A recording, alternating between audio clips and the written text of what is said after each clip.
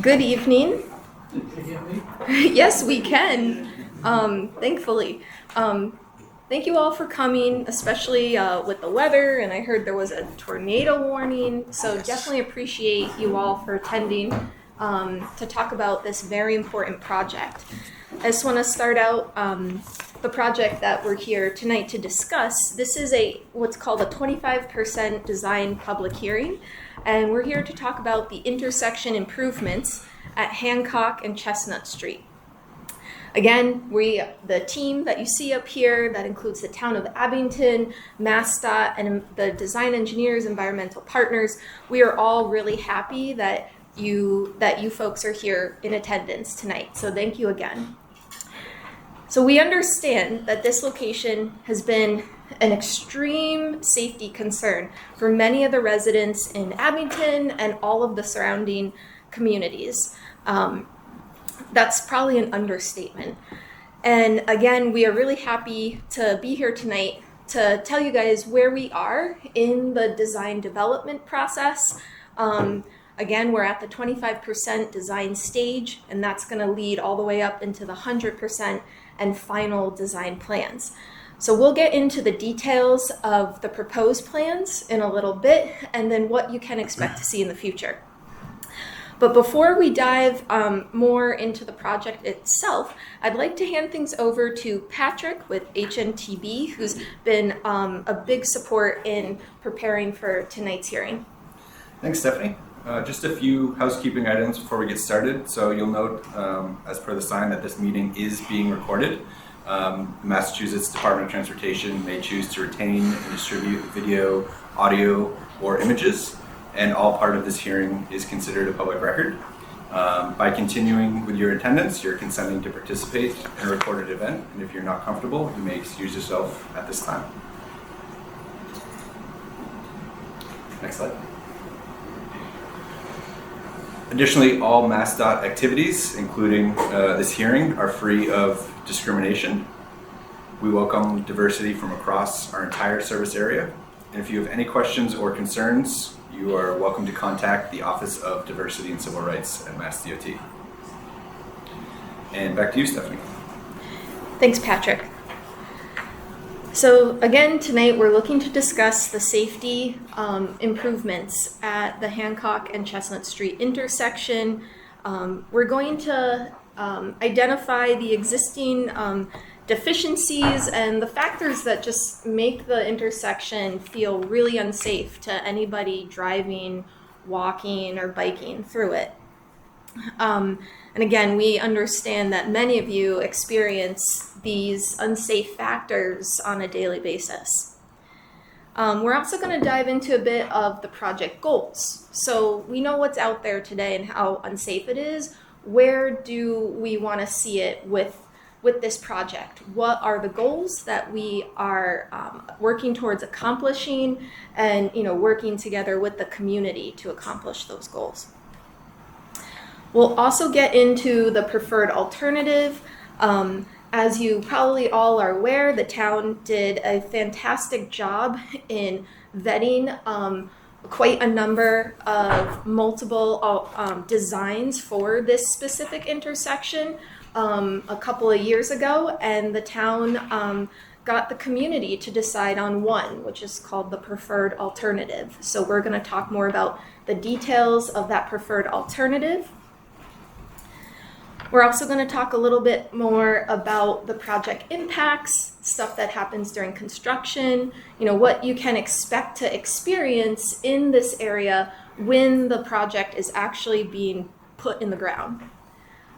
Next, we're going to talk about the future schedule, what just the process generally is for projects that are funded through a municipality-state partnership, and then followed by a Q&A session where you see all of us panelists up here, which again includes MassDOT, the town of Abington, HNTB, and environmental partners as the design engineers. You guys will have an opportunity to ask us any questions you want on the design, on the process, the timing, the funding of things. So that is going to be the second part of tonight's design public hearing.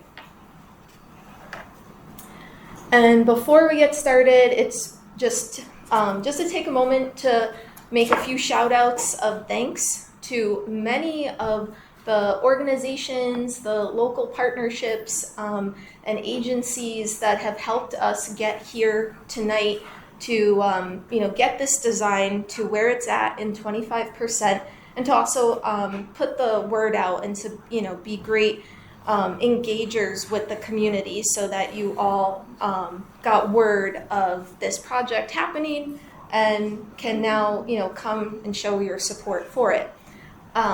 So again, thank you to the town of Abington.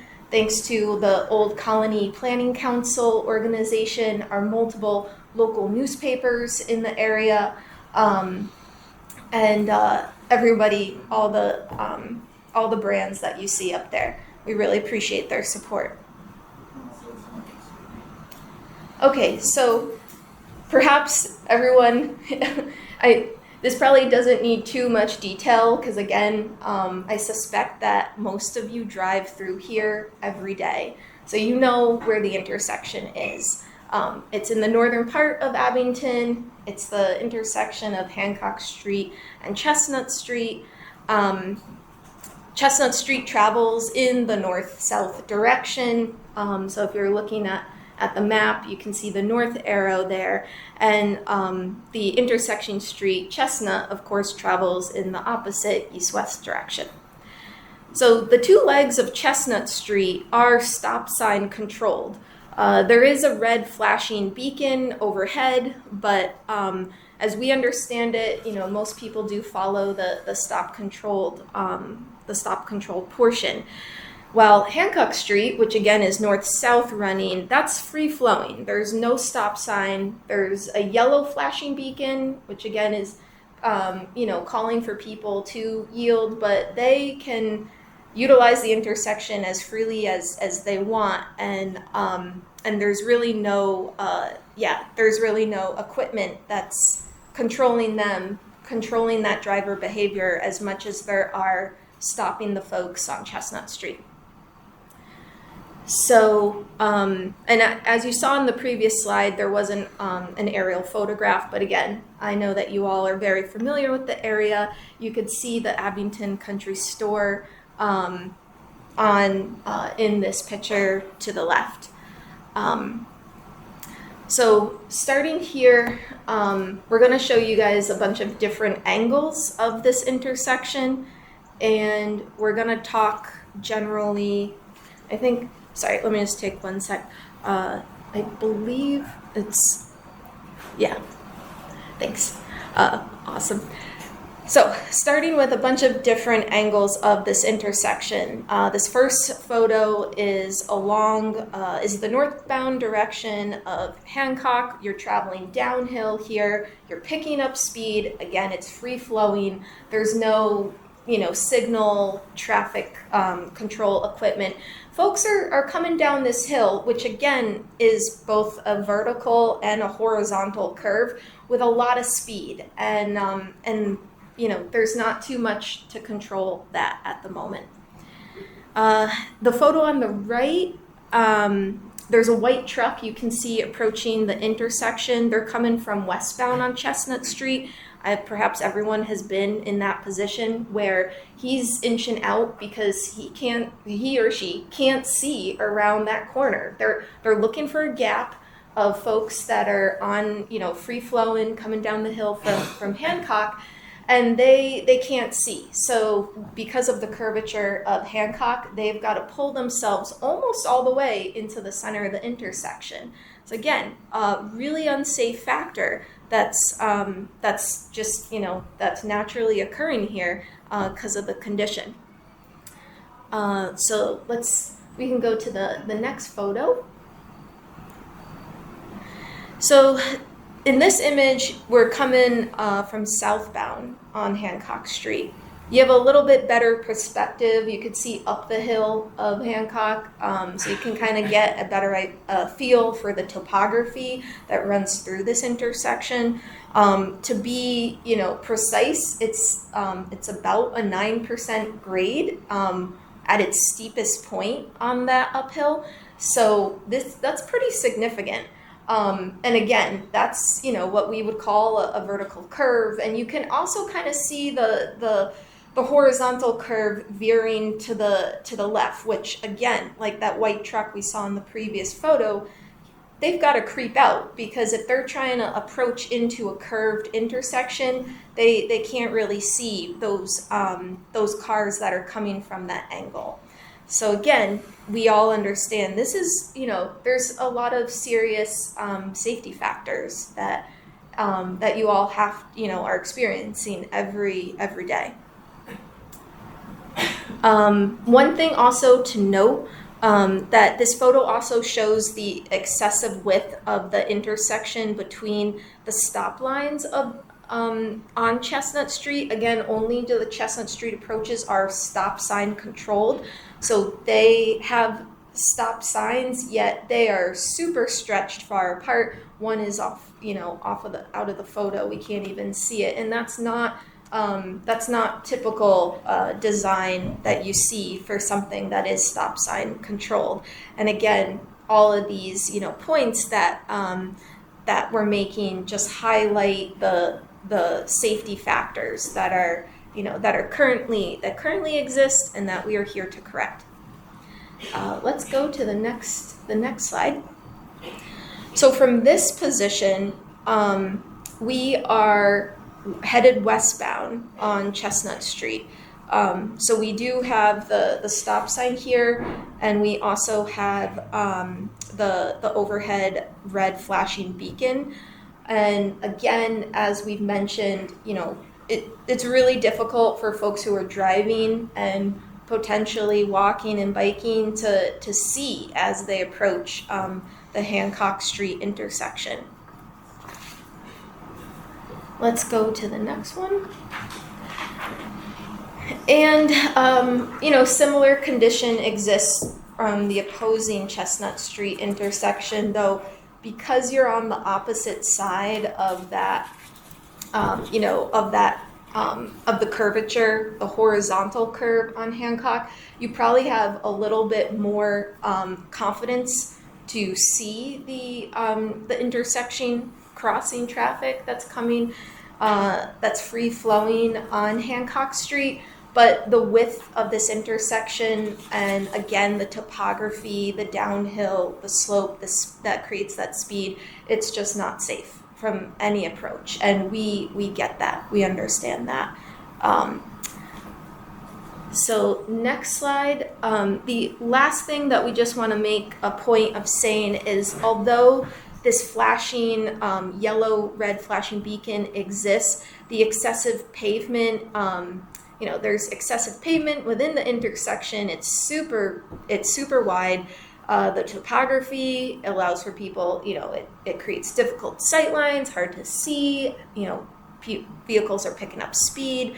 There's a whole bunch of safety concerns at this intersection, which makes it really challenging for anyone on any mode to navigate through. So we're really hitting home with that point, that we understand, how difficult it is. I'd like to just take a pause and introduce some of the specific folks that you guys, again, are going to be able to ask questions during our Q&A panel. So I myself, my name is Stephanie Upson. I'm the project manager from MassDOT. I'm joined here by Jason Walters, who works at MassDOT's District 5 office. And I'm also joined by Craig Sheehan, who is the right-of-way agent for this project. To my left, you all probably know John Stone. He's the director of the DPW, and we are also here joined by Jeannie White, who is the executive assistant of the DPW. And further to my left, I'd like to introduce the design engineers. They're from a consulting firm called Environmental Partners. You guys have probably seen them before because of their investment on this project with the town of Abington for quite some years now. So I'd like to introduce Jim Fitzgerald, who's the director of transportation from Environmental Partners.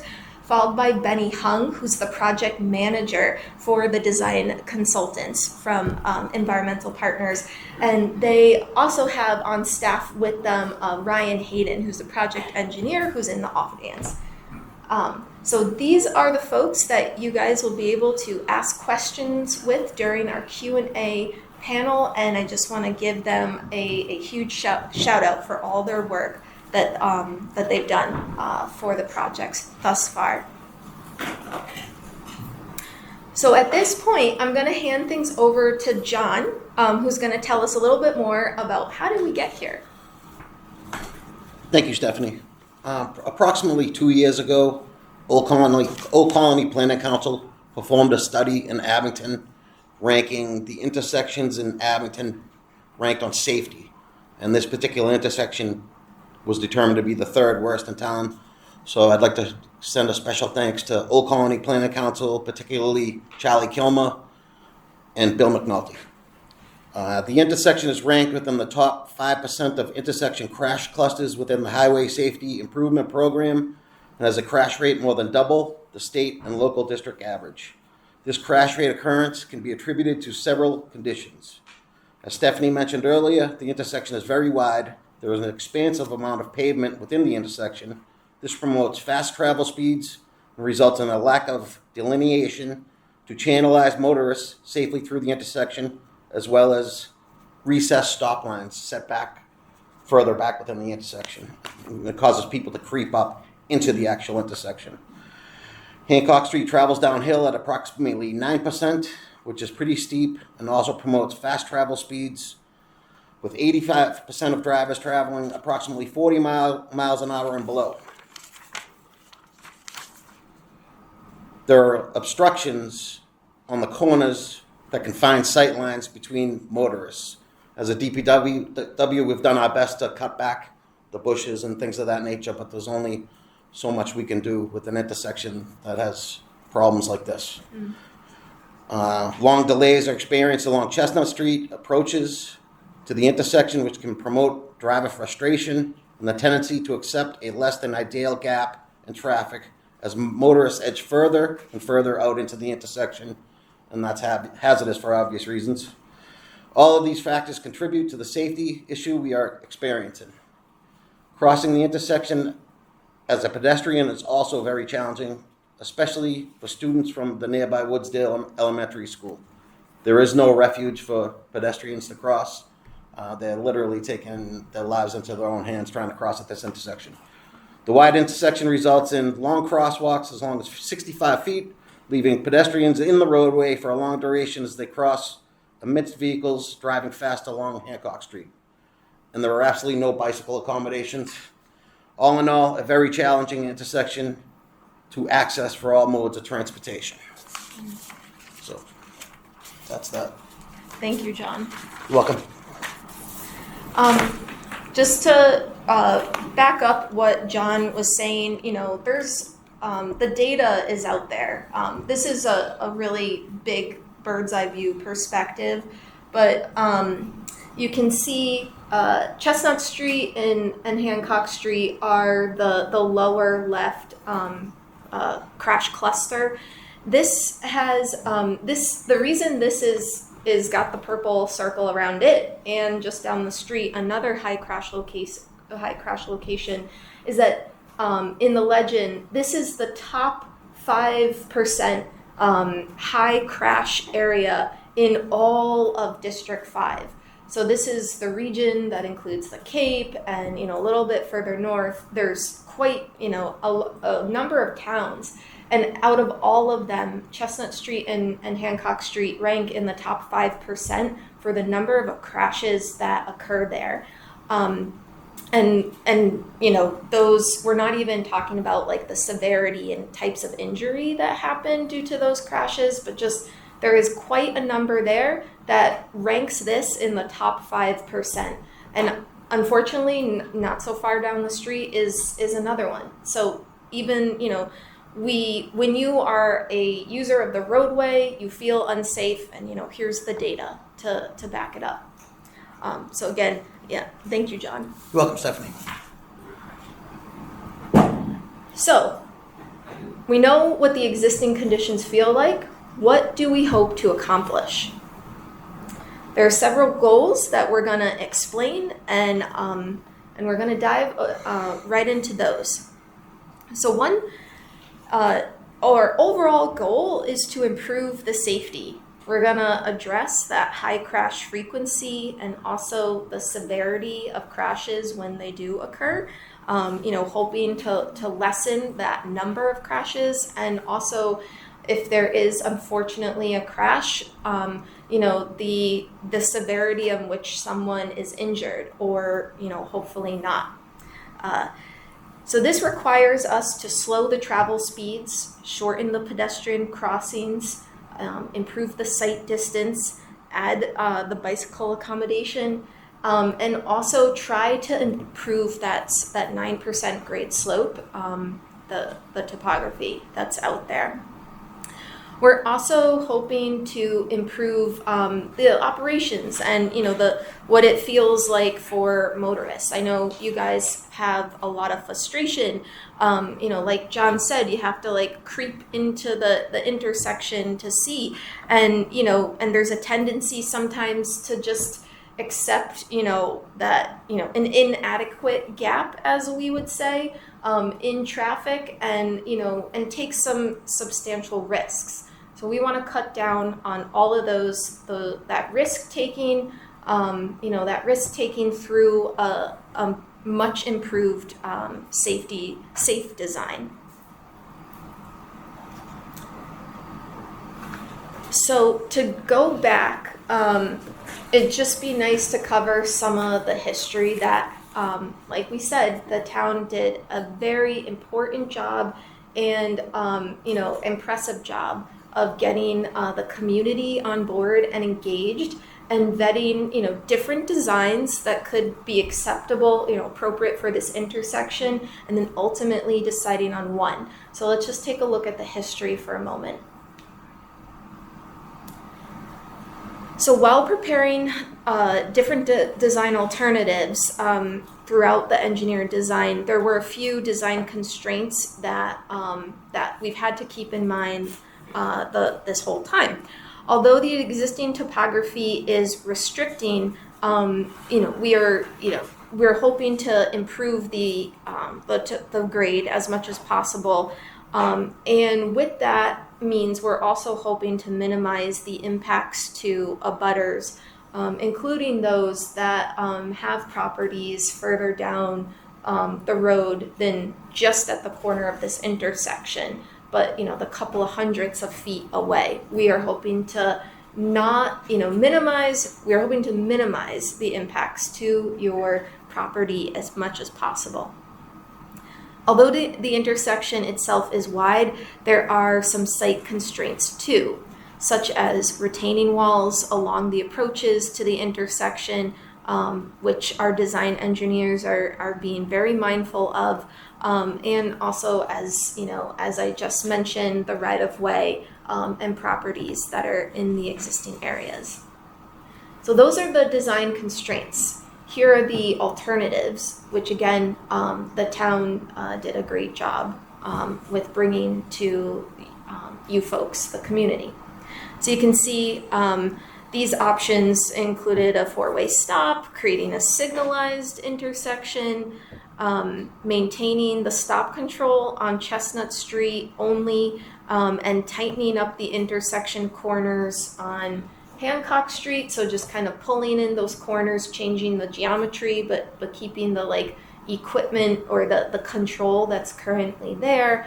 And then lastly, there was a roundabout presented. So I want to dive deeper into the preferred alternative, which was the roundabout.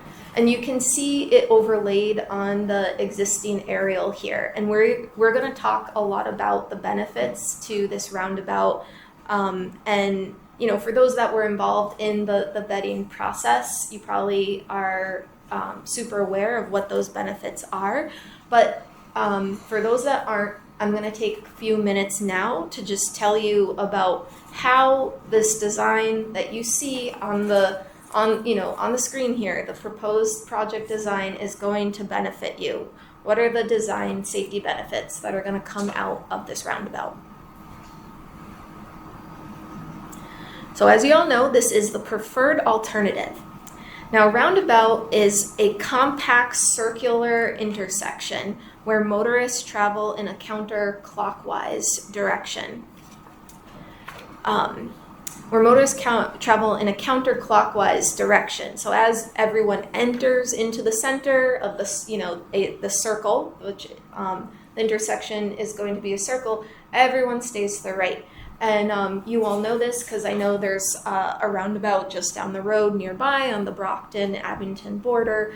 But again, you have that staying to the right that makes that counterclockwise direction for all vehicles. The image on the right side, I'm not sure, yeah. Okay, so the image on the right side of this slide is that Brockton-Abington roundabout that I had just mentioned. It's at North Quincy Street and Boundary Ave, for those that are not familiar. And it's built out there today. So if you haven't driven through it, I'd like you to know that there is a center island that you see there. We've called it out. It's got some vegetation. It's landscaping. We'll dive into more of the aesthetic treatment of that area, but that is that's the center core of the roundabout. Now, around that is what's called a truck apron, and those are great for the high truck traffic that we do have transporting goods in the area to and from the businesses. There's quite a number of trucks that are trying to navigate through these tight intersections and local back roads. And so having this roundabout with designed with a truck apron makes it really easy and safe for them to take some of that space that normally a car doesn't need, but for the wide axle, the long axle of a truck, they do need that little extra width. So the truck apron in there, it's it's normally a different material. The vehicles, the folks in passenger cars and trucks stay off it, but those truck aprons are there to accommodate all sizes of vehicles that use this intersection. And lastly, just looking at this roundabout and telling you guys more about the design, there is a circular roadway around it. Now that's the surrounding the truck apron. That is the travel lane that's designed again for the passenger vehicles. And we can tell you more about the width of those. But again, this is there's a MassDOT guidance on roundabouts. This is a really safe design, and especially a great fit for this intersection for a lot of different reasons. And not only is it producing these safety benefits, but it also again accommodates all the different uses that happen at this area. So that's why it was great that we were really happy that the community decided to push forward this roundabout design. So let's dive a little bit deeper. Actually, sorry, Billy, if you could just go back one more thing. So in a roundabout, the entering traffic yields to the traffic that's already within, circulating around the center island. And each approach of the roundabout is what's called channelized, and it's coming in again at a right deflection. So it's veering. It's making everybody stay to the right. You just naturally understand that is the direction you're going to be traveling due to the curvature deflection in the approach, and that deflection also acts as a traffic calming way to slow cars. So because they're not just free flowing straight on through the intersection, they are coming in at a curvature movement. It's going to slow the approach. It's going to slow vehicles as they approach the center. So again, that's also helping with one of the goals to reduce the speed. Next, we'd like to tell you just for comparison's sake, the difference between a roundabout and a rotary. So you can see just from these two images that the footprint of a rotary is much larger. It's a style of a traffic circle, but it's just got a wider footprint, and it's usually used to accommodate faster traveling speeds, and it's typically also used at highway interchanges. You might have heard of things called the 4-leaf clover with your on and your off ramps. Those are where you'd see a rotary, not on locally owned municipal roads. That's where you'd see a smaller footprint, such as the roundabout. So this slide gives you a really nice comparison between the two types of design. And just to get specific, you might have driven through here. This rotary on the left, it's in Orleans and Eastham. And the roundabout on the right, again, is the same roundabout at the Abington-Brockton line. So again, this is the proposed design of the roundabout. You all will get to ask us questions about the specifics here. How wide are the crossings? How wide's the travel lane for a passenger vehicle? But this is the proposed design that we have in the 25% that we are presenting to you tonight. And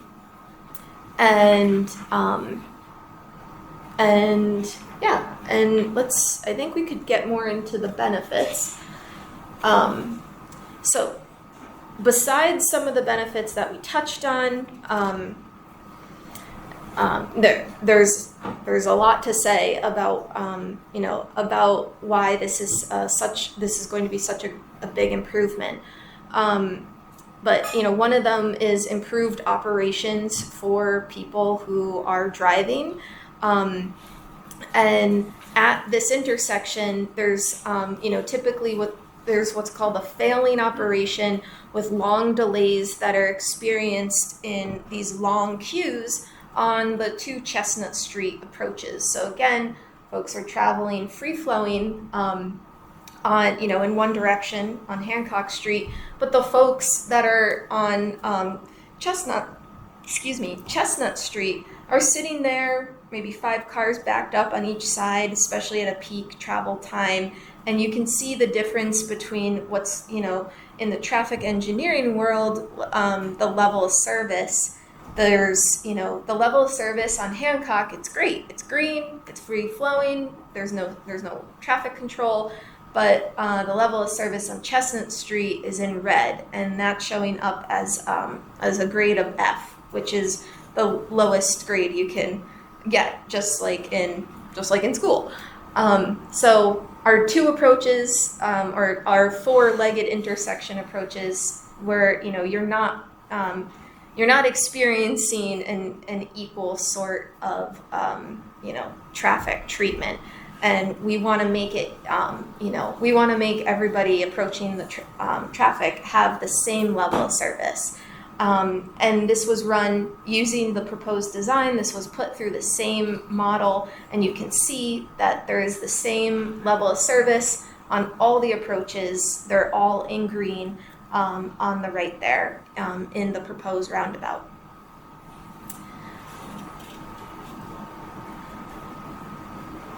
So let's talk a little bit about the deflection of the channelized intersection. So we mentioned that the deflection lowers the speeds, and that's also called a traffic calming. The deflection is also a traffic calming device. It reduces the speeds. Because of the channelized approach, you're not going to have 2 cars kind of edging at the same time, one taking a right, one going straight. Because the channelized travel lane, it's just not big enough to accommodate 2 cars. as compared to the current existing conditions, the approaches are super wide. The lanes, even in one direction, wide enough to unfortunately allow people to inch side by side out, and just cause even more confusion and these conflict points, potential places to have a crash. So by having this deflection, this channelization coming into the roundabout, we're not only slowing down people, but we're also just keeping it, we're keeping it more organized and single file, one by one. One car is allowed to come in, one car is allowed to come out through these channels, these channelized lanes. And as a result, obviously back to the data, we're hoping to decrease the crash rates with this proposed roundabout design. And given the slower speeds and the skewed entry, with a slower speed, if there is unfortunately a crash, you're less likely to be in a severe one. So you're less likely to have a serious injury if you're struck by, at a much slower speed than what people may currently pick up traveling downhill on Hancock Street. So there's a bunch of really good design benefits from this roundabout. All right, so we're getting there. Like I said, there's so much good in this proposed design, and we want you guys to hear these benefits. So I'm going to try to finish up as fast as possible. Let's talk about what it's like to travel through this proposed design as a pedestrian, or if you're on a bike.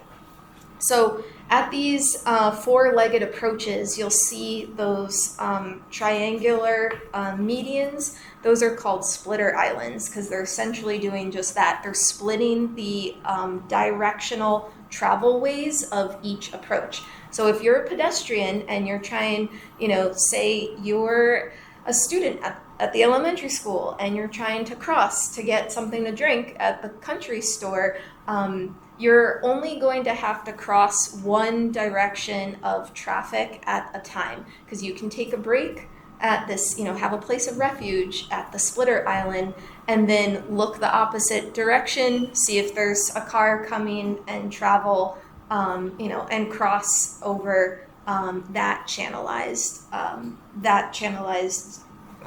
approach, or channelized lane of this roundabout. So it's a big improvement also to pedestrian safety, just because you have so many places where you can stop and breathe and have a place of safety, refuge.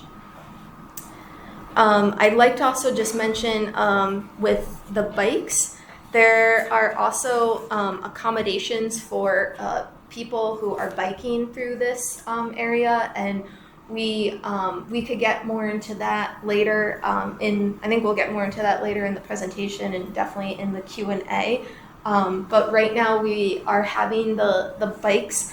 They're not going to mix with traffic, with vehicles around this roundabout. They're going to be guided onto an 8-foot, a much wider sidewalk, which can accommodate both pedestrians and bikes. So it's called a shared use accommodation. And again, it's a much wider sidewalk. And so bikes will actually be, they'll be up elevated on the sidewalk, removed from the traveling vehicles around the roundabout. They'll have a much safer space to navigate through this intersection.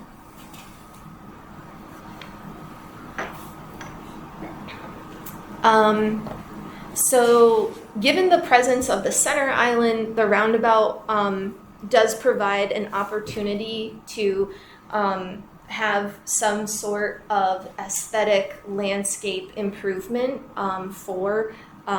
to the center of this intersection, which it leaves a lot of potential. It's not much, but it is something that folks can think about. It's probably not going to be like, too high like a tree or anything, because we don't want to block the line of sight, across the intersection. But there is that aspect, that landscaping aspect to this roundabout as well. So how will your property be impacted? And at this point, I'd like to hand things over to Craig Sheehan. Thanks, Stephanie. So this is more of a legal notice outlining the town's responsibilities and property owners' rights. After the hearing, if anybody wants to talk about, anybody who's in the audience who may be affected by the project, their property, we can go over the plans. So here we go. So when the Commonwealth, acting through its Massachusetts Department of Transportation Highway Division, indicated it would accept this project for funding, the town of Abington accepted certain responsibilities. And one of those responsibilities is to acquire all the necessary rights in private and public lands for the design, construction, and implementation of this project. So my function here is to review and recommend procedures that the town may use to acquire these rights. Procedures used must comply with both federal and state regulations. So currently, the design plans indicate that there are 7 permanent easements and 17 temporary easements that may be required for the project. Property owners impacted by the project will be contacted by your municipal officials, who will present the proposed impacts to each owner and discuss the methods with which they may acquire the needed rights for the project. Frequently, municipalities may appeal for donations to minimize the acquisition costs to the community. However, donations are not required, and property owners are entitled to an appraisal, and just compensation. Right-of-way documents will be provided to each owner to help them understand the acquisition process and how the project affects their particular property. Affected property owners' rights are protected under our Mass General laws, primarily Chapter 79, and because this project is receiving federal funds, property owners' rights are further defined under Title III of the Real Property Act of 1970 as amended. And as mentioned when I started, if you have anybody in the audience who has a particular concern or question, we can go over that particular concern or question that you may have, how it affects the property. Now back to you, Stephanie. Thanks. Thank you, Craig. So we're headed to the final couple of slides in tonight's presentation, but before we get into the Q&A, we're just going to go over a few of the impacts: cultural, environmental, community, construction. What are those? So there are a few cultural resources here. There's the Cobb Captain Edward Griss Millstones Memorial, which used to be situated in front of the country store. But again, because this is such a high crash location, unfortunately, I think recently it was also hit in a crash. So we'd like to bring that back and Definitely. put the memorial back in place. I know there's, it's there to recognize the milling history of the area, and just what's just where just what this neighborhood was used for and what it used to be, which is pretty important, and what we recognize as a cultural resource. There's a few tree removals that are going to happen, but this is mostly for site distance improvements, which again is tied to just making the safety improvements needed. For environmental permitting, there's no impacts to wetlands. We are working within a wetlands buffer, but there's no direct impact to wetlands. We're planning to incorporate best practices to improve stormwater runoff as part of the design, and we are also permitting to be the plan for this type of permitting is planned to be completed submitted and completed in the 75% design stage. For community impacts, there's no direct impact to any structures or buildings in the area. There are grade alterations anticipated because of the surrounding topography. But again, that's to improve the sight lines, the vertical curvature of the roadway, and also reduce the speed that people pick up as they enter the intersection. So during construction, what is it going to be like? So construction is going to be, MassDOT is going to be, the town is funding the design, the whole design process, and they're working in partnership with MassDOT, with us, and MassDOT is going to pick up the tab for the construction of this, the materials, the time, the duration. So MassDOT will be administering the construction. MassDOT, we'll have our representatives, our construction folks on site during our resident engineers and such folks like that on site during the actual building, getting this in the ground. There will be lots of communication, such as advance notices that go out regarding the different types of notification, such as noise or the different impacts that we discuss. You will be notified during construction about those. And then as far as access to abutters, this is planned to be maintained. And this is something that, of course, is still can be discussed further if you have any questions about that. But we are planning to maintain access for both residents and businesses during construction. And there will be temporary short-term roadway and pedestrian detours in place, shifting people around just to get access to do the in-the-ground construction in that place. And let's go to the next slide. So we're going to look at the schedule here of how the design will progress in the future. So here we are on September 13th. We're having the 25% design public hearing. And again, really appreciate everyone for coming out to hear and also give feedback if they like about the current design plans. So following tonight's design public hearing, we still have a lot of work to do. There's, we're not only with the design, but also all the different impacts. We want to make sure, everything is done according to the state, federal, local process, and there's lots of different impacts that that each have a process to work through.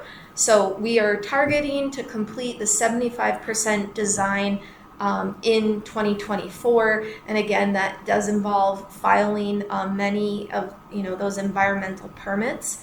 In 2025. We're planning to have the final design complete, as well as the right-of-way process with all of the abutters. And then in 2026, we are looking to advertise and a little bit, we're looking to advertise early in 2026, maybe even ahead of the construction season. So construction can begin in May or June, once the weather gets warm later that year. Construction is planned to start within the same year. So that's the future schedule for this intersection. And the next slide, we'd definitely like to hear your feedback and what you think. So, and also, how we plan to keep you informed. We'll go over those ways. So some of you may be familiar with the MassDOT events page that's on the specific highway division website for MassDOT. And tonight's flyer and the notice were posted there. We're going to post the presentation that you saw tonight. So the proposed design that was in the presentation will be posted to that web page, the same website that advertised tonight's design public hearing. So that's one way you can get more information, including, I believe the plans are also available at the town. DPW. At the DPW. So there's multiple ways that you can find out more information about this project. But if you do have any comments pertaining to the current stage of the proposed plans, you can contact us. You can contact MassDOT in two ways. By writing in to Carrie LaValle, PE, Chief Engineer, MassDOT, located at 10 Park Plaza in Boston, Massachusetts, 02116. And you can put that written comment to the attention of the project management section. And please include the project file number, which is 609440. You can also email comments to the project management email, which is MassDOT project management at dot.state.ma.us. And comments that are submitted within the next 10 business days following this hearing will become a part of the public record for tonight's design public hearing.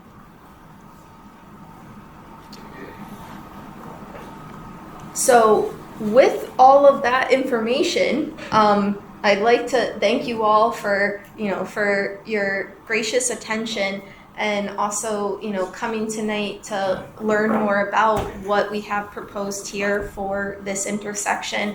And now we're going to open it up and take questions. Questions for you all.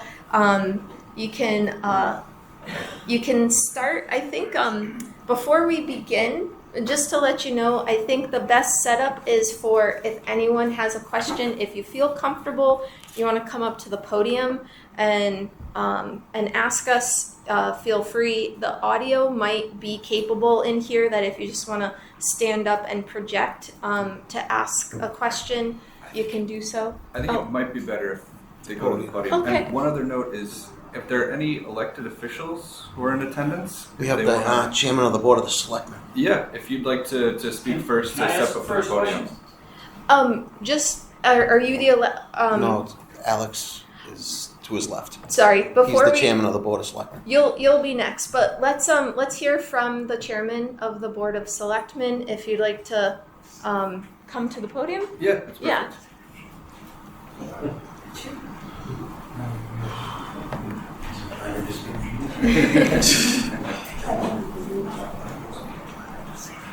Alex Haggerty, 515 Summer Street. I'm just speaking on behalf of myself as a resident in accordance with the Board of Selectmen handbook.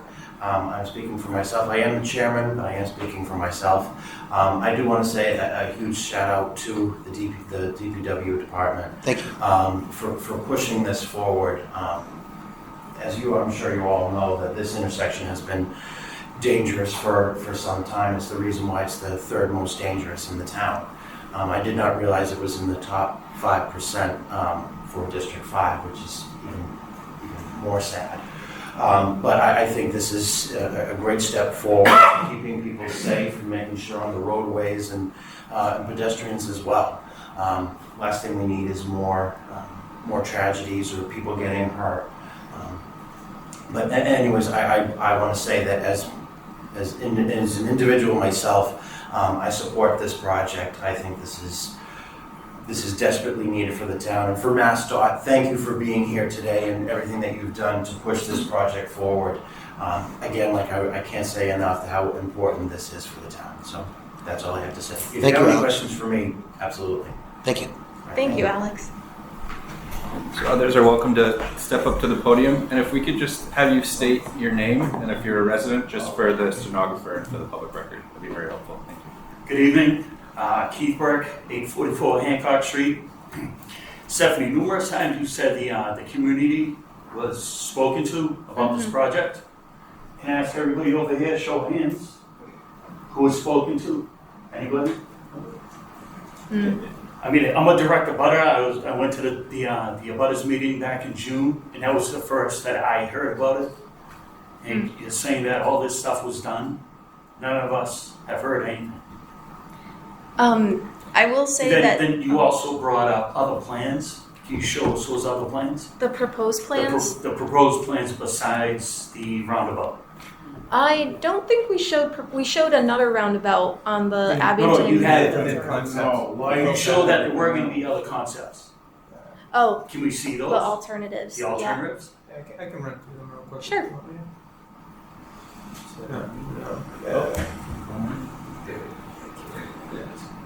Further back, right? Yeah. Further back. No. There we go. All right, here we go. So we had looked at a number of alternatives and ending up with the roundabout. So starting from the left, one of the things that we looked into was a four-way stop sign setup, merely adding in stop signs on the two other legs, the Hancock legs of the intersection. And what we found was actually we ended up by having poor operations, level of service F and E in some instances. So as Stephanie was saying, a level of service F is the worst that it gets. Really, it's long delays, long queues, and part of what we're dealing with today is driver frustration, where you're waiting at a stop sign, waiting to break into traffic. Certainly line of sight is a huge challenge as well. So what we're trying to do is alleviate that driver frustration and come up with something that actually works for with a reasonable level of service. So again, that's why the four-way stop was eliminated, just because we still have poor operations. Next, signalization was looked into as an alternative. In order to install traffic signals, we look at a number of things called traffic signal warrants. And in the state of Massachusetts, the most critical warrant is Warrant 1, which looks at an 8-hour duration of what the traffic volumes are. In this instance, traffic signal warrants were not met at this intersection. Although if a signal were to go in here, it would operate well. It just, those signals are not warranted, so therefore that was discounted. Our other concern with the signalization scenario is that with motorists stopping on the steep hill of Hancock Street during icy conditions, that could lead to some difficult situations with people getting rear-ended on the hill.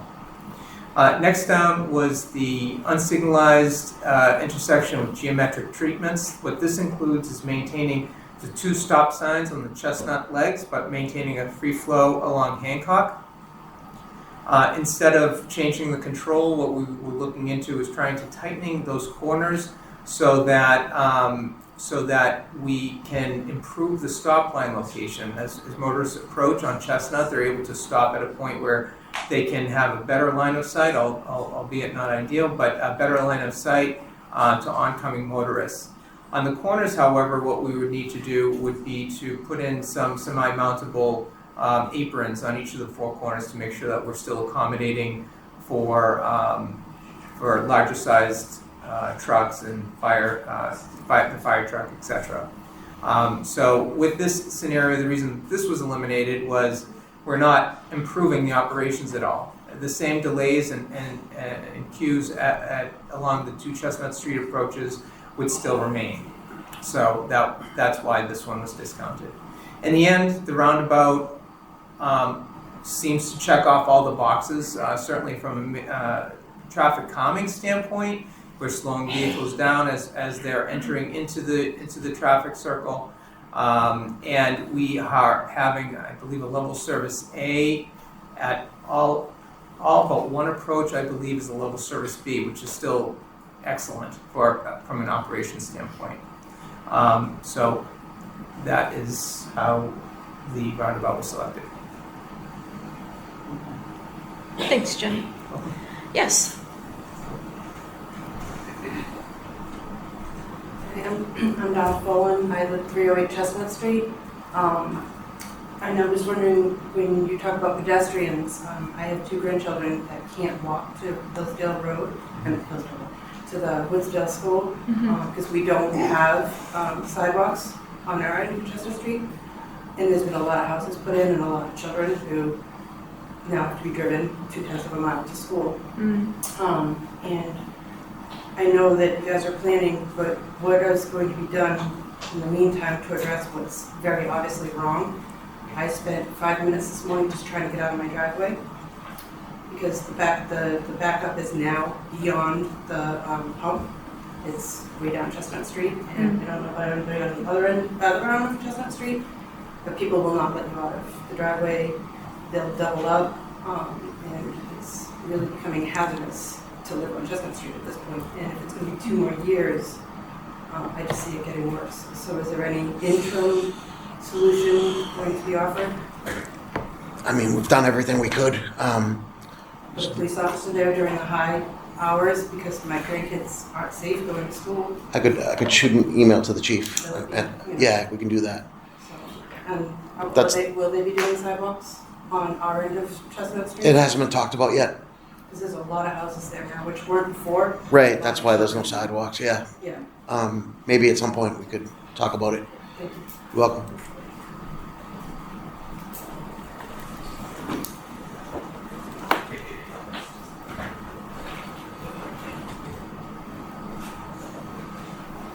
Hi, I'm Chris Murphy, 200 Chestnut Street. I'm a big fan of the roundabout.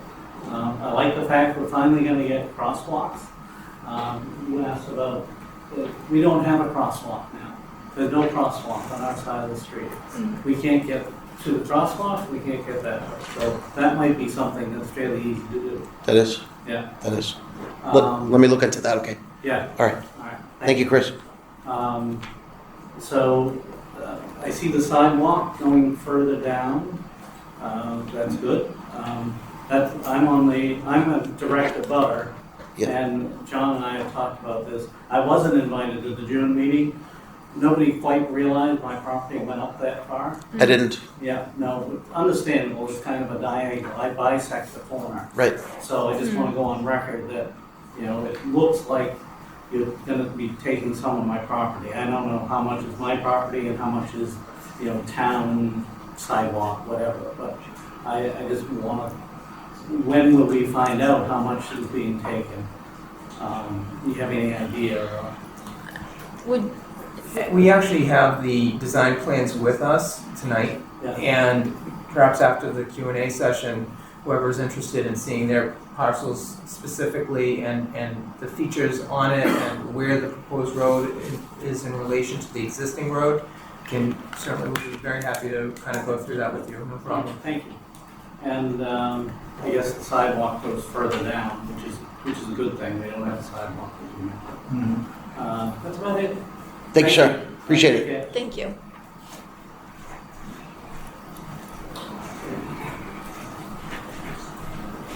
Hi, I'm Ashley Iser, 728 Hancock. I was curious if you could tell us a little bit more about the plan for the hill. Because you mentioned it's at a 9-degree slope, whatever that means. We're on the other side of the hill, and we've actually had a car crash into our fence last year. So I would love to hear more about that. We have a toddler, so it's unsafe. Super unsafe. Yeah. Definitely. Thank you. Jim or Benny, would you guys like to talk more Sure, about the? yeah, so what we're trying to do is we're trying to soften the slope of Hancock Street. So on the southern end, we are looking to cut the roadway elevation, and on the northern end, we're looking to raise it a little bit, just trying to soften that slope, spreading it out a little bit more. And what we're working to really minimize the impacts to retaining walls, to people's properties. In instances where there are driveways, and let's say on the southern section where we're lowering the roadway elevation, roadway profile, and we need to blend the driveway. So you saw earlier, as far as some like temporary easements, for instance, we want to make sure that we have a nice gradual slope on people's driveways, so it's an easy, gentle transition. And so that's why the reason for those easements is to make it as soft as a transition as possible, so it's nice in the end. Thank you. Yeah, and also additional that we are trying to flatten the intersection itself. So that's why we have all the cut on one side and fill on the other side. So when the vehicle coming into the intersection, they're not flattened, and what it is right now is a very steep slope on that one. So that's why we're doing some topography alterations on that locations. Yeah, so like Jim said, there will be some driveway blending for some of the on the driveway because of the topography changes. So, but definitely we have some plan in the back, so after the meeting, definitely we can go over some of the plan with you, like for specific location, what the limits are roughly gonna be, then we can definitely go for that, after that. Thank you.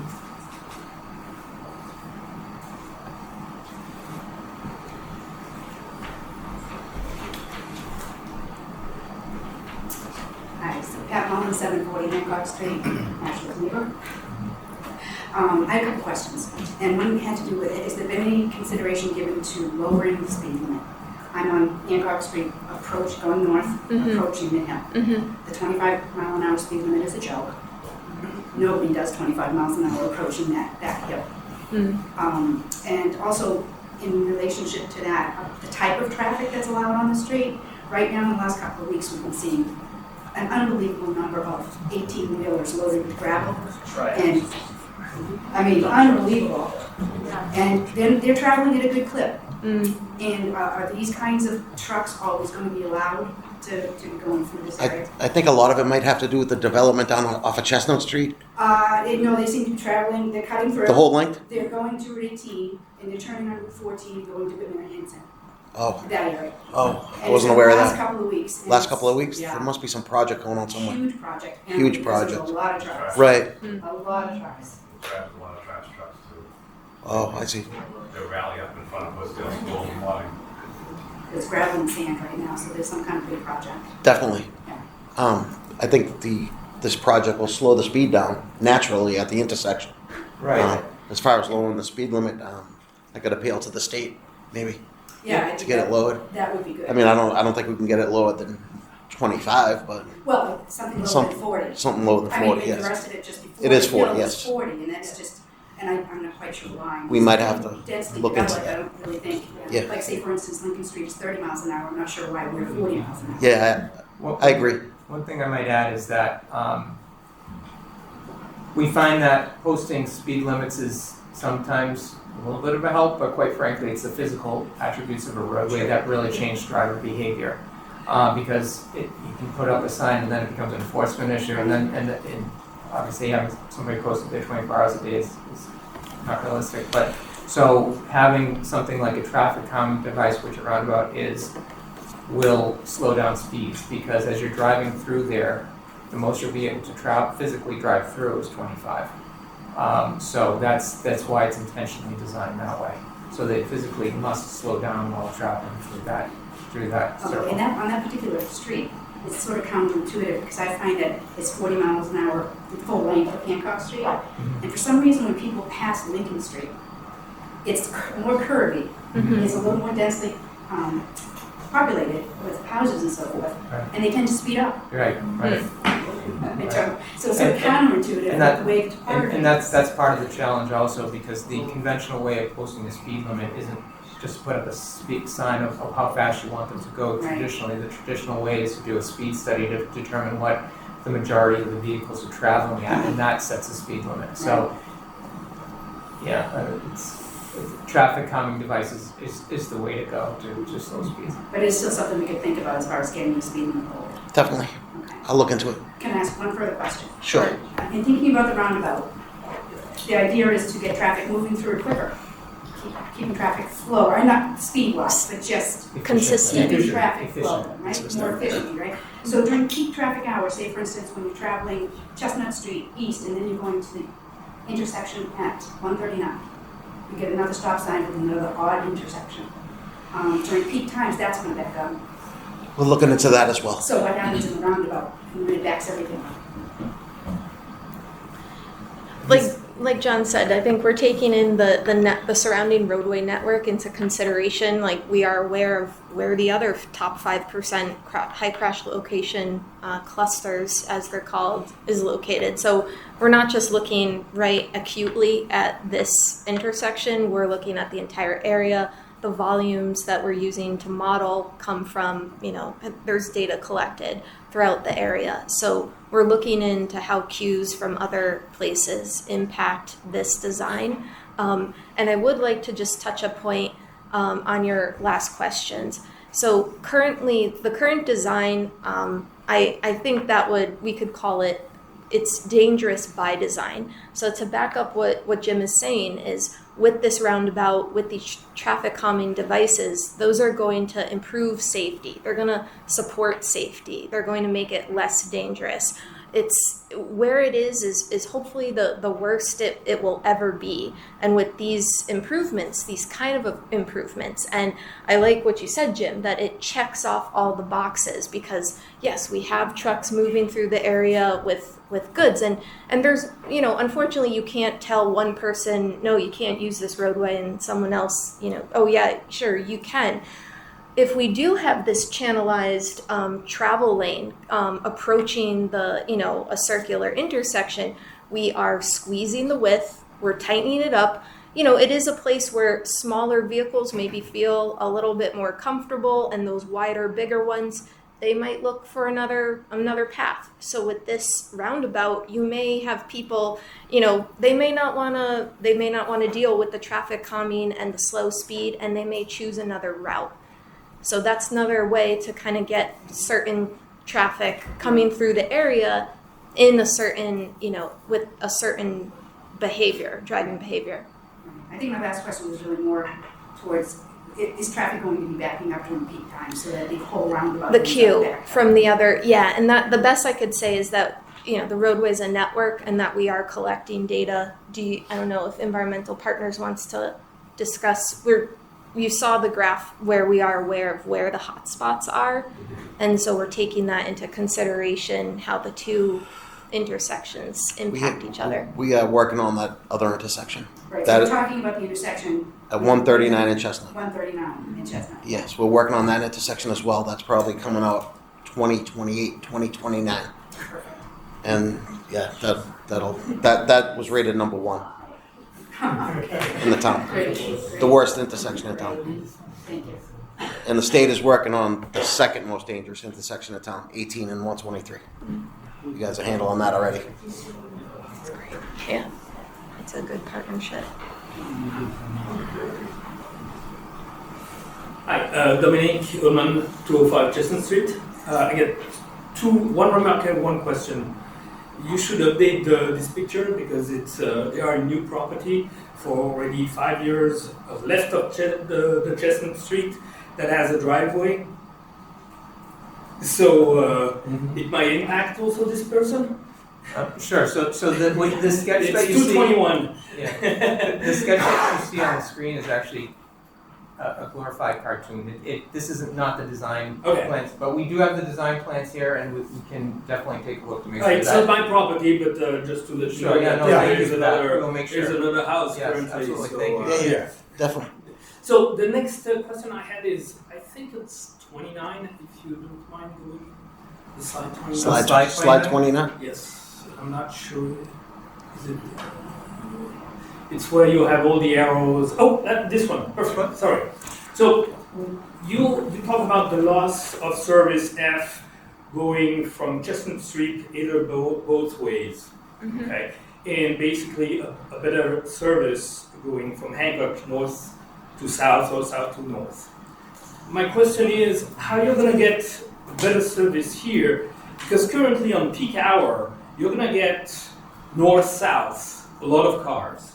That's going to block basically Chestnut Street to enter in the rotary. And you're going to have the same backup.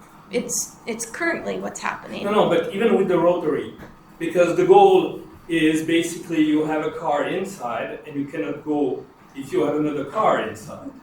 And basically, if you have north-south that is a lineup of car, Chestnut Street is not going to be able to enter the runabout. Sorry, not the rotary. Thank you. But you understand what I'm trying, and I'm trying to understand we do. how you came to basically a B or A. On all of them. On all of them, where basically you're going to have pretty much on the high traffic the same line on Chestnut Street, I'm afraid. So the one thing I want to say before I pass this to Jim is that you have to look at this where every single leg is going to have equal treatment. almost like, equality treatment for all approaching vehicles. There's no one with a stop sign. No, there's no different differentiation in treatment. It's all the same. It's all fair. And this was done with, again, modeling the traffic data in a simulation, which is used on like almost every traffic project or improvement project that you see. Right, and as well as projecting traffic volumes out to future years, maybe 10 years out. I forget the exact year that we modeled for this specific project. But just like any intersection, if there are cues, if there's some sort of a disastrous situation just outside of in this stop traffic, it will not miraculously make those cars go away. Analyzing the intersection with the amount of traffic and modeling it through the traffic volumes that we experienced and counted and observed, this is how we came to these level of service. Don't get me wrong, I'm all about the runabout like that. Yes. But I have a hard time because currently the biggest lineup we have on Chestnut Street is because you have a high traffic on Hancock. And you have a stop sign on Chestnut. But even different. if you don't have stop sign, when you enter the rotary, Chestnut cannot enter because there is a car. So it's like a stop sign. You need to have the empty space for a car to go from Chestnut Street. The only way I'd say it is like it's gonna go the opposite way. Hancock won't be able to enter because there's a car coming from Chestnut, so it's gonna be more fair in that nature. Okay. That function. Okay. Thank you. Thank you.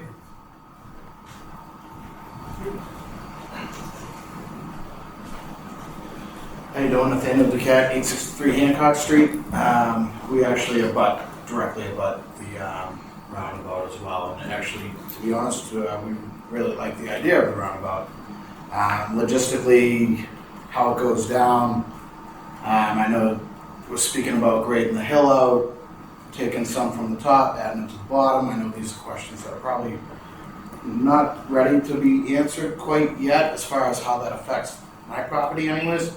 But I'm just kind of traveling back to a couple of previous questions about like the traffic on Hancock Street, it being 40 miles an hour. Like I know you guys do not agree with that as it is now. Right. There's only one speed limit sign on Hancock Street. There is one. And then there's one more when it changes to 25. So we were just wondering, this project won't start, if it does, won't start till 2026, so we're 3 years out anyways, right?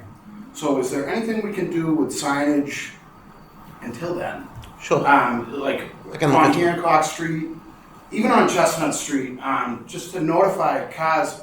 I mean, there's one stop sign on, I guess, the east side of Chestnut, and one or two stop signs, one of them's blinking red on the west side. Even stop ahead signs, maybe further down the road. And then maybe some signage like on Hancock Street, north and south side, that say, you have the right of way. So people know, because I find a lot of the times we're right there on the intersection. People come into that intersection having the right of way and don't know it. Mm-hmm. Then they're stopping. People are beeping, people are swearing, people are. That is a problem. It's bad. So I know it's eventually going to be corrected, but until that point, is there anything we can do with signage? I can definitely look into the stop ahead signs. I'm just not sure about how the verbiage will go for you have the right of way ahead. Neither do I. I'll have to look into that, but I'll definitely get the stop ahead. Little, yes. It's a good idea. It's better than nothing. My other question, proposed just for, I guess, everybody, say this does get pushed through, and on that note too, does it ever come down to like a vote? Or is this thing just happening whether anybody agrees with it or not? I feel like that's a legitimate question. No, the Board of Selectmen voted on the concept in 2017. Okay, so we go back to you with that. I don't even think. Nobody really hearing about it until and we were actually invited to the DPW for that original meeting. Yes. With the direct abutters and stuff like that. So I was just curious about that. So And then when it does go through, how long are we anticipating the project to take? To be in construction? Yeah, how long is the construction gonna last? Oh, yeah, probably 2 years. Two Two construction construction seasons. seasons. 2 construction seasons? Yeah. So which is gonna be 26 and 27. mostly the 27, yeah. I want to go back on your question about, you know, like the process, does it ever like stop or whatnot? And I want to like put this angle, this different kind of take on it. Not every place has, you know, the state and federal and, you know, local municipality funding coming into it, like drilling into it. This intersection is, you know, it is a couple of years out, unfortunately, but it's about to get an overhaul. And to miss the opportunity, to miss that money that's there to bring those improvements to a much needed location, it's like, oh, you know, that'd be so unfortunate. I'm not necessarily arguing against it. But, you know, I only bring it up just because, you know, make sure everybody's in the know. And I mean, there's certain people that about it that might maybe lose some property and stuff like that may not agree with it. I don't think I'm one of those, but you know, just I get it, and I want the intersection to improve, and I do think that this will help that happen. But you know, fairness. And I might add that for again, I really strongly recommend everybody see their parcels after this meeting, because we have them all mapped out. The fortunate part of this intersection is the width. You know, we kept talking about the width of the asphalt, right? It's just expansive. And so that really allows us that space, and the right-of-way width, the property lines are so far back that it allows us the space to be able to put in this treatment to fix these problems. And to Stephanie's point, really, what an opportunity. I mean, if the town were to bear the cost of correcting this intersection and that hill with the utilities, it would be quite a bit. And so, I understand that. And we keep seeing all these, every time I drive through this intersection, I cringe. Try not to. Yeah, I really don't have to try to avoid it. Days in there. But it really does needs some Try attention, living. and it's not a Band-Aid. Yeah, for sure. All right, thank you. Thank you.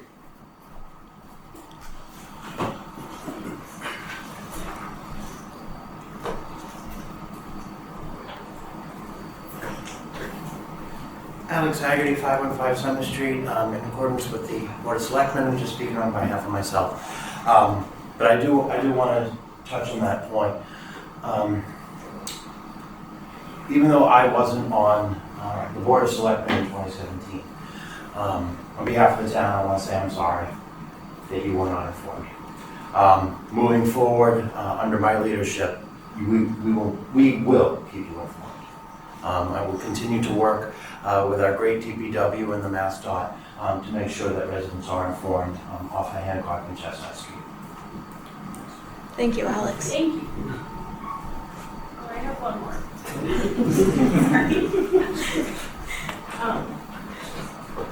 I guess that's going to be Ashley Asher, 728 Hancock. You had mentioned that it would take 2 seasons for it to be completed. What happens in between the seasons? So like, In the how winter. is that going to look? How are we going to go down the street? Like, what's going to essentially be our commuting looking like at that point? You'll have access to your house and driveway, obviously. Yeah. So throughout the construction, people will continue to have access to their houses, and there will be a lot of coordination with the on-site resident who will be there throughout the construction. And so there'll be a lot of communication that way. At the end of the construction seasons, let's say in November, for instance, in between, everything would be buttoned up so that we need to maintain access for motorists as well as for pedestrians as well during construction. So things will be drivable, it just will be that the project won't be complete. Likely the larger construction, like the alterations of utilities, for instance, are likely going to be the beginning part of the construction, and those kinds of trenches will be patched with asphalt, so again, drivable, but the project just won't be Okay. a nice clean sheet of asphalt. Okay, because I'm Yeah. thinking to myself like, oh, and then we're gonna have to plow, and then the streets are gonna be bumpy again. So everything's just gonna kind of be a construction zone for like 2 years in general. Yeah, the reason that it take a little long time because the alteration of the topography, we cannot just cut like a foot, 2 feet at a time, so we cut a little bit up, and then that's why it take a little time for that. Okay. So, and also there's some utilities utilities as well. That impacts. Yeah, that impacts too, so we get utility first, and then we start getting the roadway little bit by little and that, so, but like what Jim said, by the winter time, there will be everything, during winter shutdown, there will be everything, temporary patches, or the Cleaned up. driver will clean up, so Okay. it won't be a messy, like gravel road kind of stuff during the And winter it won't be time. like half a roundabout, like half of it Well, won't be created. Okay. Yeah, No, it's a good question Yeah. because it No, has, it's a good it has to question. be safe. It Yeah, has to be that's safe. yeah. Whatever the contractor, whatever's worked out with the traffic management by MassDOT and the contractor and all that, it has to be safe. Yeah, also all the signage will be there, like what the house will go. Again, I cannot tell you during the next 2026 winter time what it looks like. We don't know yet, but definitely it will be like make sure all the signage will be there to direct traffic which way to go and things like that. Be safe. Yeah, that be safe. Safety is our first concern. So make sure everybody have a safe. And the winter, especially in the winter time on the hill. Yeah. So we don't want to be like have any like a massive situation there. People have to go up to the hill, things like that. So yeah, but definitely everything will be informed during the construction what it will look like. Thank you. Hi, Floyd Bartram, 588 Hancock Street. My one question is, I do like the roundabout, but for the grade on the top of the hill going north on Hancock, right now you can't see the intersection from the top of the hill. You're coming on until you're right at the top of it. What will that look like as oncoming go north of their field of view when they're driving? What will that look like so that people know, hey, there's a roundabout coming up? How much will that be degraded down? Right. There will, of course, the change in topography will improve the sight lines first off, right? So there will be better visibility to it. But there will also be warning signs about the approaching roundabout because we need to alert motorists on all 4 legs, not just this one, that there's a roundabout approaching or that you're approaching a roundabout.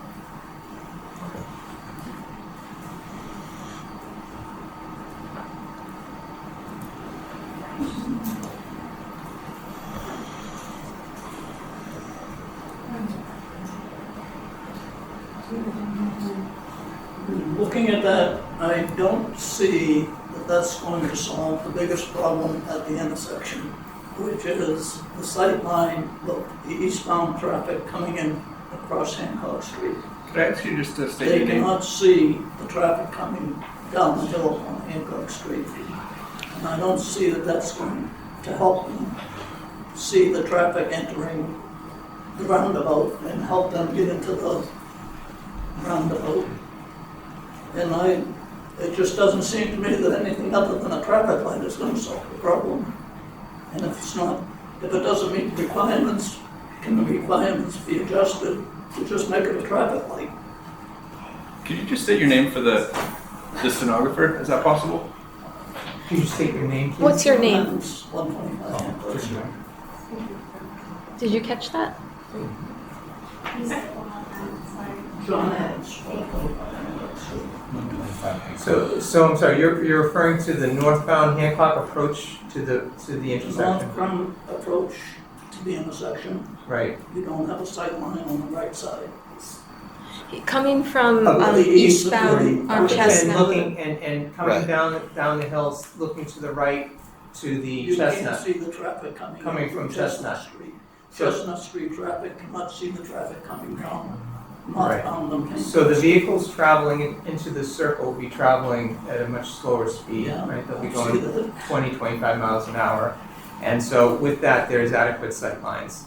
If you were to envision a line from where you enter into the roundabout, where it'd be much easier to show you on a plan, but the line of sight is much better than it is now, especially given the line of sight expectations or requirements for a slower speed are much more reduced Well, I than see a that to a faster degree, speed. but there's a long stretch of roundabout that northbound traffic on Hancock Street can get into the intersection. Right.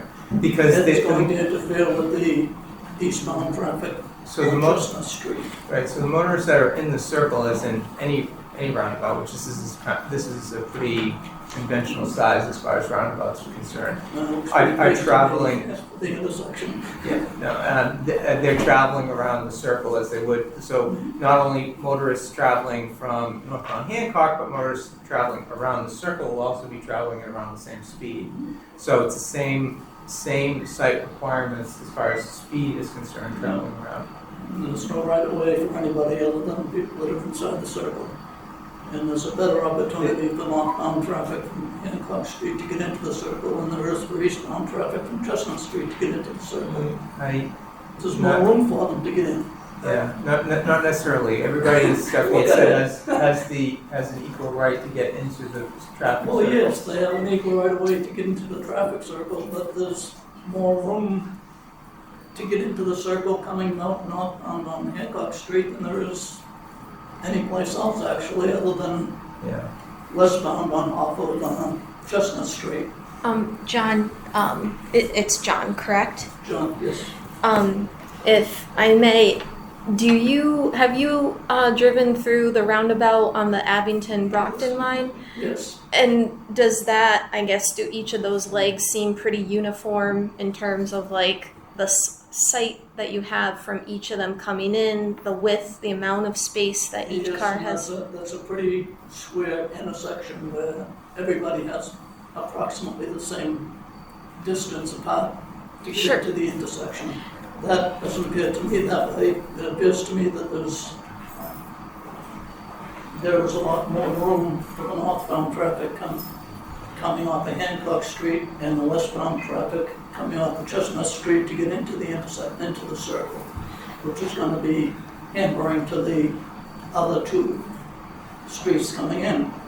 So this design is being created into the same guidelines that the neighboring roundabout is, and I understand your concern coming from eastbound on Chestnut Street, but again, like the word flattening out the intersection or changing the topography, the space is going to look different. Some of the edge, the southeast edge, we're building a sidewalk. We're going to be clearing some of that area, which again, I think that is, mostly part of the municipal right of way.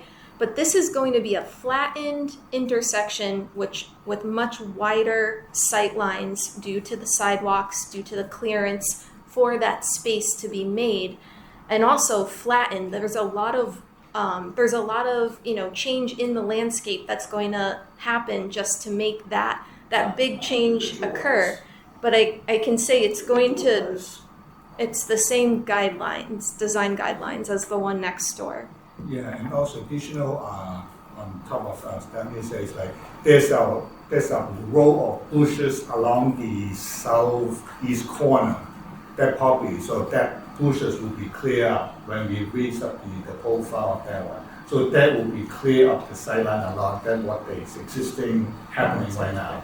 Because there's a sideline coming down from the hill. I think one of the pictures you can kind of see there's a row of bushes there that will be clearing up. They will be clear up the sideline from coming down the hill, looking at the eastbound, the westbound coming traffic from Chestnut. Okay, if you Yeah. guys Yeah, say so. and also there's a pretty Seems decent to me gap that as a you. traffic light would be a much better solution in that thing. If everybody having to stop for the light and everybody having to go on a green light, stop on a red light, go on a green light. There's no question of right of way. There is no right of way to get into the circle. You don't have a right of way to get into the circle. So the cars that are already in the circle have the right of way at all times. That's like pedestrians having the right of way at all times. It doesn't necessarily work. It sounds good, but it doesn't necessarily work.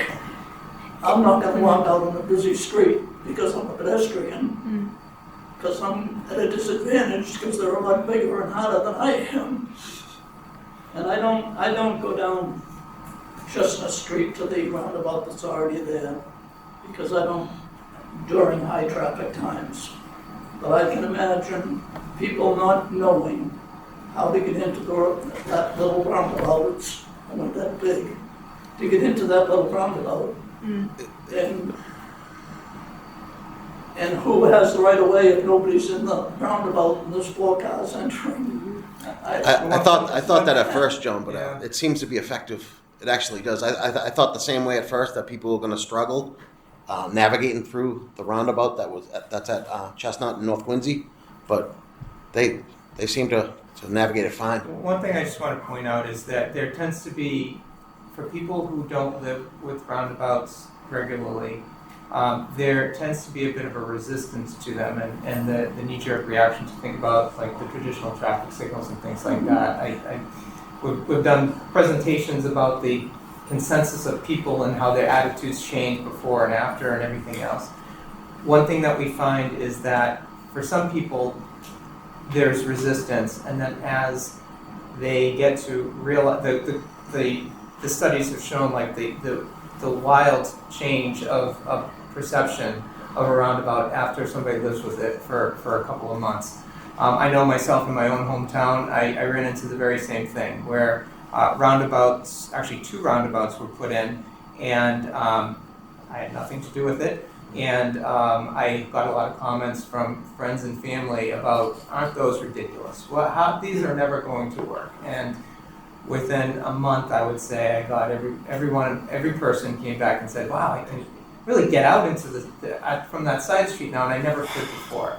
It's really, I understand where you're coming from, because I've seen it a lot, but I'm just saying that the attitudes on roundabouts for people who are not in favor of, who try to avoid them, for instance, once they live with them for a very short duration, they realize that they're actually around them. I didn't mean to say that I avoided it. I meant that I generally do not drive at high traffic times. I don't have to, so I don't. Sure. When I come up to that intersection now, if I'm going westbound on 139, I'm not going to go on Chestnut Street to take a left onto Hancock Street. I'm going to go up to Hancock Street and take a left on Hancock Street. Yeah, you're playing it smart. You're avoiding the risk. I can go straight across from Thicket Street onto Chestnut Street on 139. I'm going to take my right-hand turn and take my left-hand turn onto Hancock Street because that's too dangerous a turn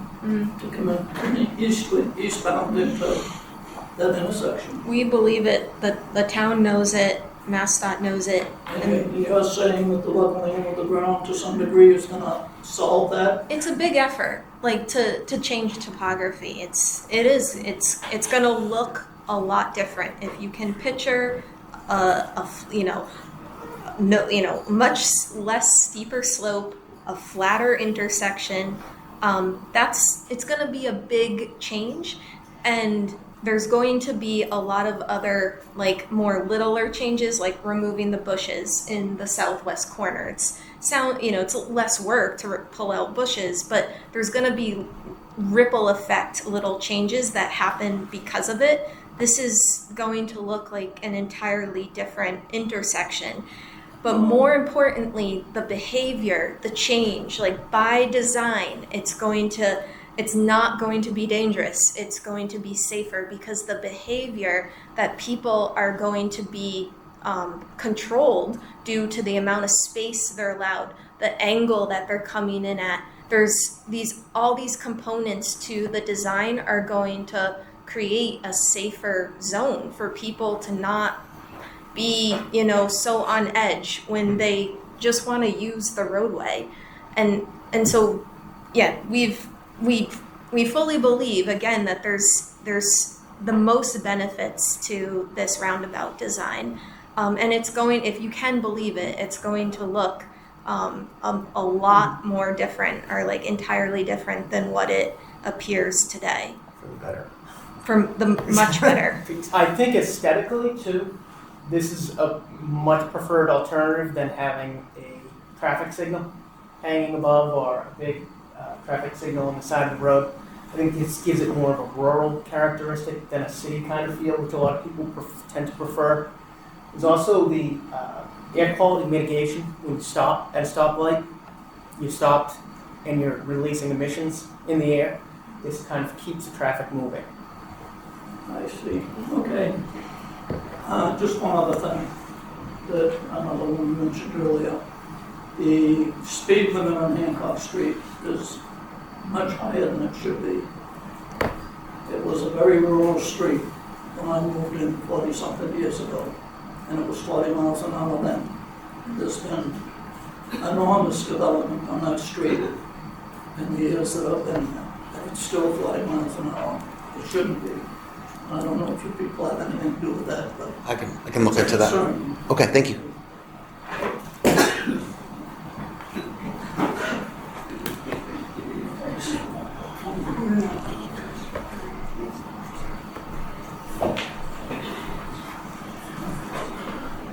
Sorry, one more question. Keith Burke, 844 Hancock Street. This is directly for John. Has the town and the DPW considered snow removal with a roundabout? Yes, this will make it better. All right. Anything normally the snow's pushed right onto the corner there where my property is and the O'Donnell Murphy property is. It's usually pushed right to that corner. So Right. with the sidewalks here, is that going to be totally cleared out? Are they going to bring trucks in to remove it? So like I said, normally all the snow from that entire intersection is pushed over to our We'll side. find a place to put the snow. We'll make it work. Our biggest problem right now is that hill. Our I'm drivers. going to be impacted quite a bit with that hill, Right. with the Yeah. plants. I don't know if you guys have come over and actually looked. We've been to, we've been to, yeah, We've been out to the site. No, we've been Just, the hill's not safe for regular drivers or salters or plow drivers or anyone. That's our biggest problem. We'll find a place to put the snow. And a lot of times plows have an easier time of navigating around a roundabout because there's a truck apron. Because we not only have that 14-foot travel lane, Also, but that you truck got apron's that going to have to be cleared. full foot. Yep. It is going to have to be clear, and utilizing the center island is also a zone of where you can mount, extra snow. Instead of pushing it towards the outside, maybe they can push it towards the inside, because there's just extra space sitting there. So that is, again, we're in 25. That's part of the discussion. I'm just thinking ahead. Somebody mentioned it. Yeah, in the no, future, it's so. all these comments are very much appreciated, and I know I myself, Jason, we've all been taking notes to include these as part of the design conversations going forward. And again, I want to remind everybody that you can submit written comments using email, or if you wanted to send a letter in to 10 Park Plaza to address to Carrie LaValle.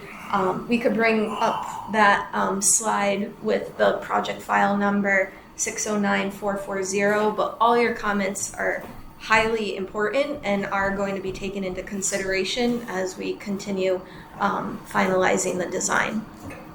Thank you. Thank you.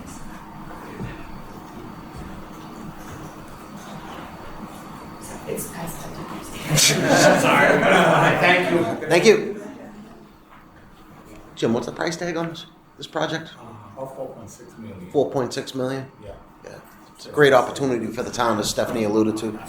We don't have $4.6 million laying around, so Yeah.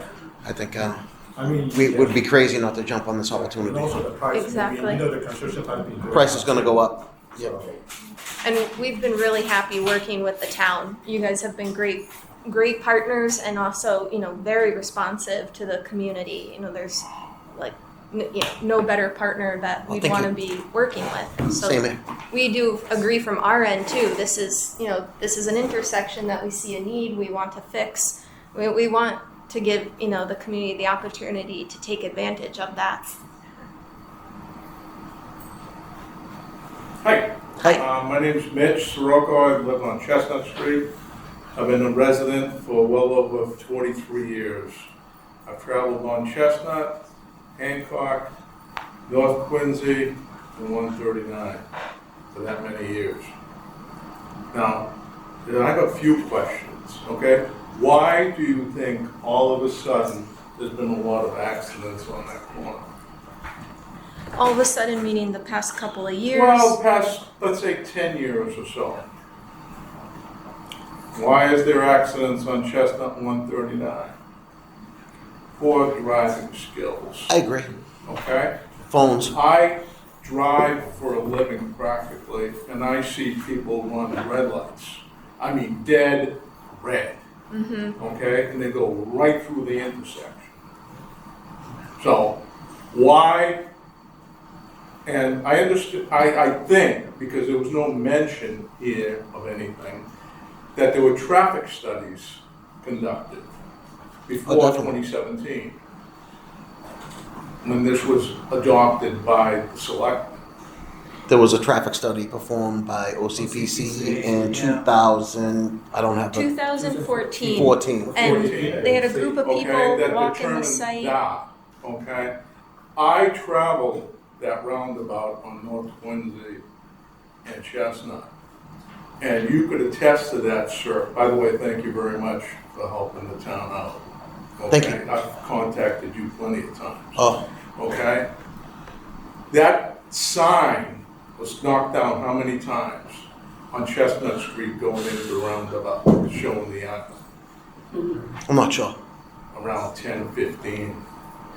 Okay? So, and you go into the roundabout right now, people do not know how to yield in a roundabout. Okay? They think they have the right of way. When they go in there, they just march right through. Okay? So, personally, I like to see Hancock and Chestnut a nice, safe area. I really would. Because I hate to have anybody get hurt there, hurt on Chestnut 139 or anything. But I don't think this roundabout is the answer. And I'll tell you why. Okay? I think we ought to change traffic patterns in the area first to see if we could get a better scenario of traffic moving. In other words, make Chestnut Street from, let's say, from Hancock to 139 a one-way during certain times. Okay? And there are plenty of places like this that adopted this. Quincy, for example. You can't travel certain areas at certain times. Okay, so you're alleviating the congestion coming the other way. All right? And all these accidents that happen, I'm sure there are accident reports that should have been studied on how these accidents happen, correct? That was part of Have the. you studied the accidents? Yes, we did. And where did those accidents initiate from? I can't recite them off the top of my head. There were quite a few of them. Well, I mean, like more than 50%. So when sorry to interrupt, we came out here early on, MassDOT and No. the town. I'm asking. We did the analysis of those accidents, and we found that a lot of those were angle crashes. Angle? One of the best treatments for angle crashes are these roundabouts, whether it's angle crashes or inattentive driving, where people are looking down at their phones. The traffic signal doesn't stop an inattentive driver, but this configuration, this curbing, slows the driver to the intersection on approach, where nationwide we found a 70% reduction in fatalities when you put in a roundabout, just because the approaching speeds can't get up to 40, 50 miles an hour, which they can do at this intersection, and I'm sure people do. And so that's one of those things that we've been studying, we've been looking at to try and make this a safer intersection. But that's not the answer to my question. So I might just add numbers to that. It's very specific, okay?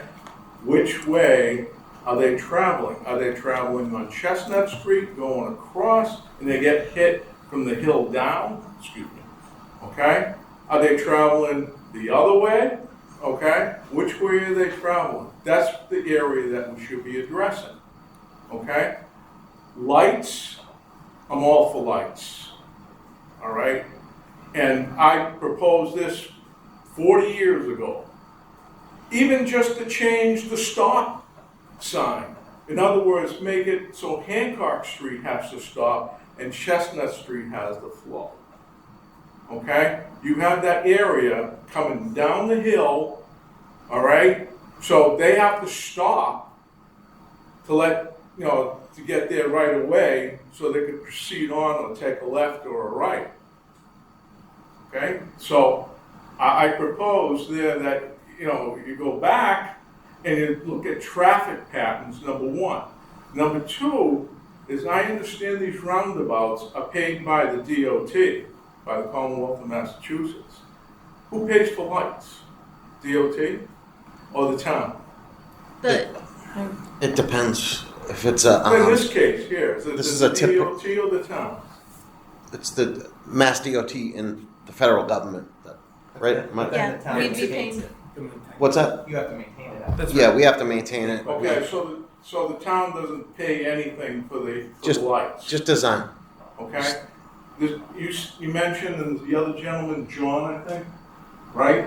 Mentioned you have a 9-degree slope coming down. And Yes. being there for that long a time, I've hit my brakes plenty of times and I rolled right into the intersection. And thank God I wasn't killed. Okay, with my kids in the car. But it's too steep, okay? And once you build up, I understand you're gonna flatten it, because I've been listening, okay? You're gonna flatten it, and you're gonna make it, you said it'd make it pretty and all that. But the people on the other side, across the street from the country store, I think are gonna get headlights in their windows, because they're gonna be on a lower platform. Am I right? Because there's a possibility of them even getting a car right into their living room. I don't know. I just think the intersection is going to be much safer overall than it is now. No, you flip to that. If headlights are an issue, we could provide a green barrier to prevent that.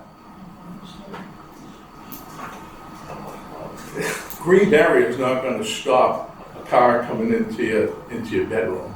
No, Okay. and also I've actually had- vehicles will be traveling at 20 or 25 miles an hour around the circuit and will not be flying through. If they travel fast, they're going to end up in the center island as opposed to. I invite you this Saturday. I'll meet you and I'll buy you a cup of coffee. We'll go down to that roundabout, okay, on Chestnut, okay, and North Quincy Street, okay. I'm buying coffee. All right? It's tempting. And we'll see. Okay? Whether or not you're right or I'm right. Okay. Okay? On top of it, driving to like a straight line to a roundabout, you have to kind of go through like a bumpy truck aprons and then You cross the hit road and the the sidewalk. splitter island first. Yeah. Then you'd hit the truck apron. Then you'd hit the center island. And Then the you sidewalk. go down. Yeah, I mean I think by the time you get to the other side of the sidewalk, you will be slow Your down. name, sir? quite a bit. Can I have your name? Benny. Benny. Yeah. Benny. Okay? I'll be invited too. Well, you're invited as well. Everybody. You're invited as well, Benny. Okay? I'll buy you coffee. How do you like it? Black with sugar? Okay? That would be good. Huh? With cream. All right? I've lived on that corner for well over 40 years. I've seen everything. Okay? I've been on them longer than these people have been alive. Okay? I had people, cars on my lawn. All right? Halfway on my lawn. All right? Going through the roundabout? No, I live on the other side, the Chestnut 139. Yeah, but why not? Okay? Just a wide open pavement. Right. I had cars coming in right there, Yeah. right? Understood. I have tractor trailers whizzing around. I have cars coming where they take that left and here's everybody taking a right. Okay? I can't get out of my driveway, I'd say after 7 o'clock. People don't give you the right of way. Okay? Question comes to the point 25 miles off of that hill, correct? All right? Yep. 30 miles, it should be 20 miles, it's gonna be 20, am I correct? You're gonna put Miles up, per hour? You're gonna put up, school, crossing signs, school signs. Yes, sir, on Chestnut Street. That's correct. The state- That's gonna be 20, Yes. okay? Where? Because it's a school zone. That's correct, I understand that. Because it's a school I zone. was for that way back in the 80s. You know what I was told? What? The school is too far back. No, we got the grant. It was a grant. Right, but how come the town didn't do that before? I don't know. I can't speak to that. Okay. But we But haven't had time to put the signs up yet. I wanted those years Well, they'll be up back soon. in the 80s. They'll be up okay? soon. At one time, Chestnut Street didn't even have a double yellow line. It had just this one stripe, that's the broken down stripe, so you could pass people on Chestnut Street. And they still pass people on Chestnut Street with a double yellow line. Sir, I know you have a lot of questions and opinions, but I just want to be respectful of everyone else's time. Are there any other questions? We're getting towards 9 o'clock. We're happy to answer follow-up questions afterwards, but I just want to be respectful of everyone else out there. Can I just finish up? Yeah, I think I have the floor. I know, okay? but it's almost 9 o'clock, need- sir, I so I just need want to make finish sure. up. Okay, you want to finish up? Okay? Now, I for one love to see that intersection safer. I'd like to see a light there, okay? Which I know that would make that intersection a lot safer. Not a roundabout. Roundabout, you may consider it dangerous, safe, but go to Chestnut and North Quincy Street and try to get through there that I normally have to go through there every single day.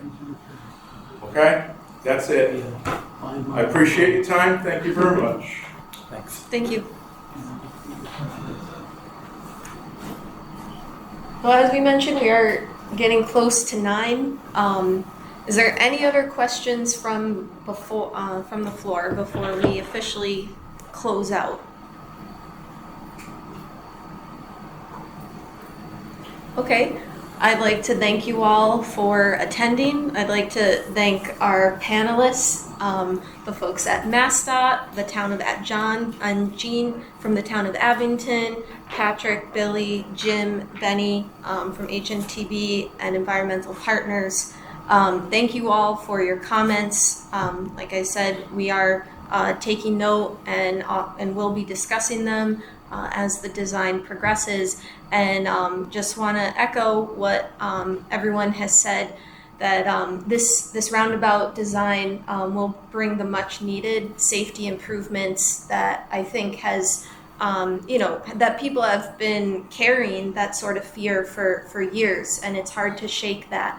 But with this type of design, which will make a tremendous level of improvement and change of the entire look of the intersection, it's going to feel a lot different. People are going to drive it a lot more safely. It's going to be an entirely different experience than what it is now. And again, just to echo, this has been a great municipal-state partnership, and this is a great opportunity to seize, to improve the quality of lives for your community. I would also suggest, as many folks up here, that the plans are here. If you'd like to take a look at your parcels or have any questions about the design plans itself, we'd be happy to stay after and go over that with you. But if there's no other questions or comments, then I'd like to close out the design public hearing, and thank you all very much. Well,